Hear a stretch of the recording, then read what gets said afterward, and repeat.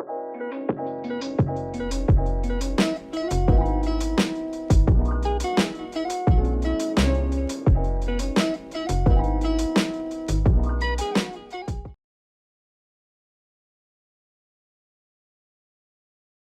teman-teman, salam sejahtera untuk kita semua.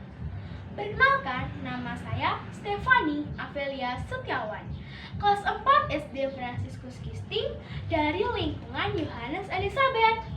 Sekarang saya akan bertutur kitab suci dari kitab 1 Samuel bab 1 ayat 1 sampai 28. Selamat menyaksikan. Lahirnya Samuel.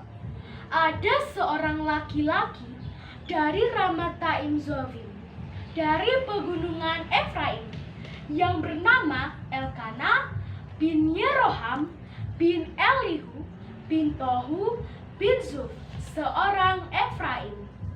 Ia mempunyai dua istri yang bernama Hana dan Penina.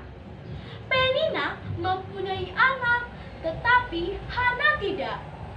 Orang itu dari tahun ke tahun pergi meninggalkan kotanya untuk sujud menyembah dan mempersembahkan kurban kepada Tuhan semesta alam di Silo. Di sana yang menjadi imam Tuhan ialah kedua anak Eli yang bernama Hofni dan Pinehas.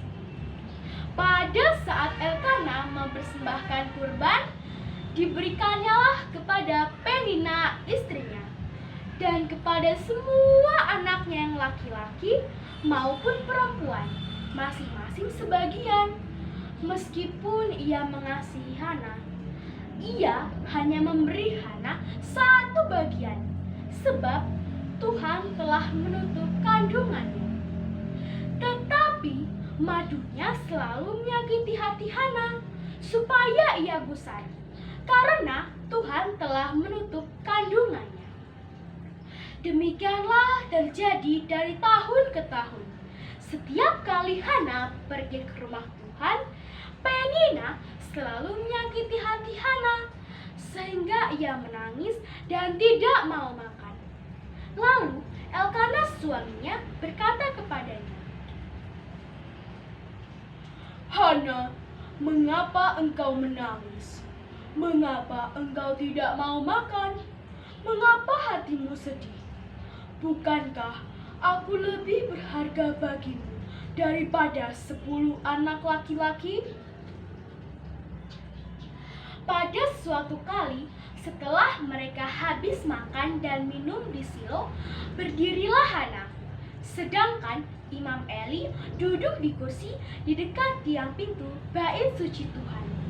Dan dengan hati pedih, ia berdoa kepada Tuhan sambil menangis terseduh-seduh. Kemudian bernazarlah ia, katanya,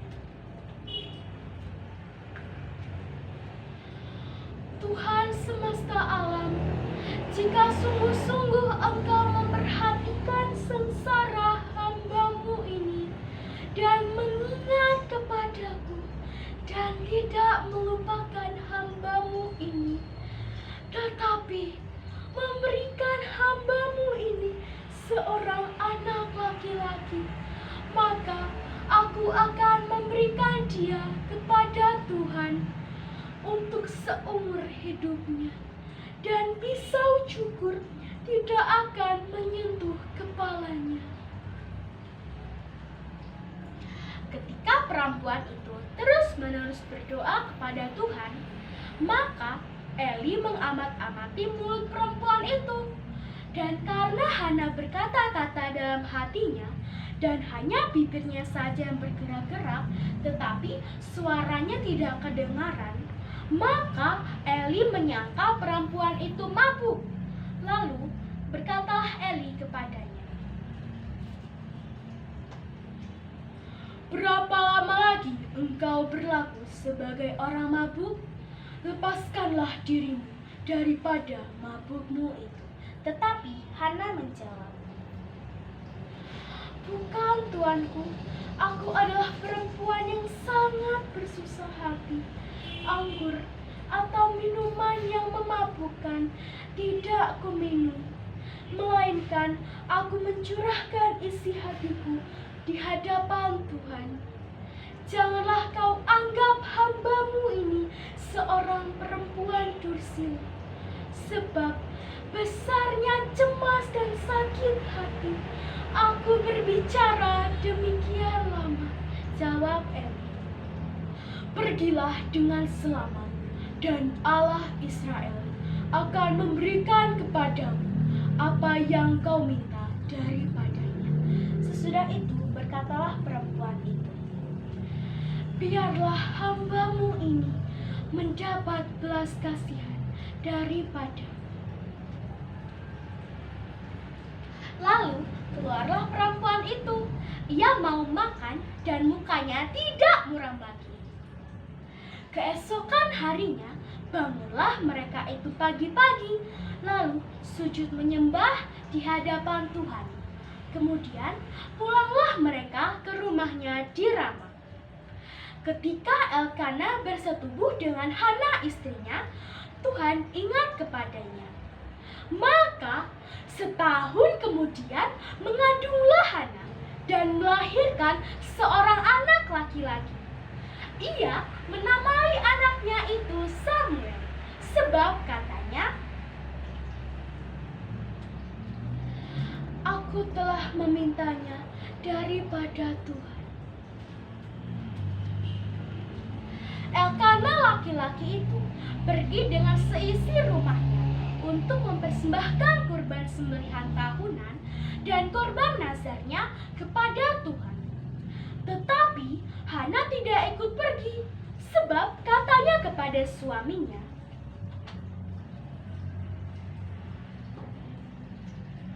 nanti apabila anak ini sudah cerai susu, aku akan mengantarkan dia, maka ia akan menghadap ke hadirat Tuhan dan tinggal di sana untuk seumur hidupnya.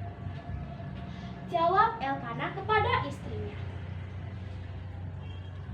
berbuatlah apa yang kau pandang baik, tinggallah sampai engkau menyapi dia.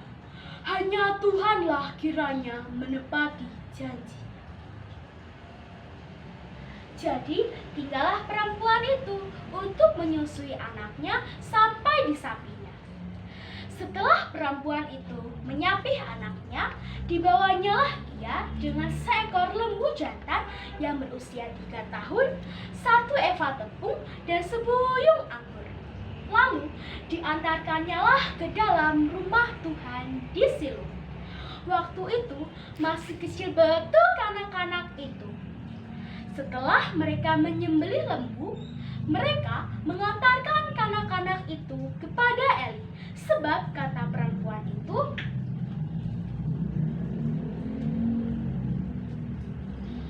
mohon bicara tuanku, demi tuanku hidup.